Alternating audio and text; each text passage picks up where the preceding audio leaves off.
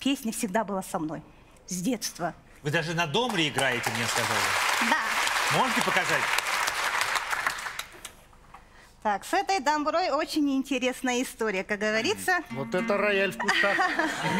Детская. Домбра.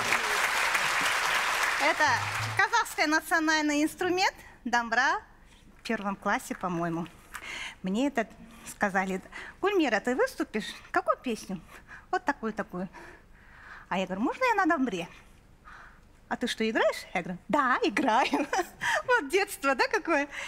У меня просто сильное было желание играть на домбре. То есть вы не играли при этом? Конечно, тогда еще не играли. Наш метод. И потом пою им. Тын-тын-тын.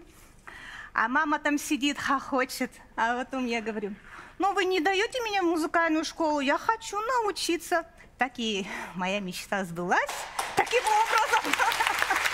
Давайте. А то... Сыграйте нам. Как пел Валерий Меладзе. Залечи мне душу, домбра. Давайте.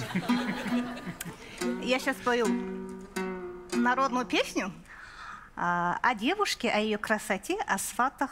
Этот инструмент имеет одно свойство: постоянно надо его настраивать, да.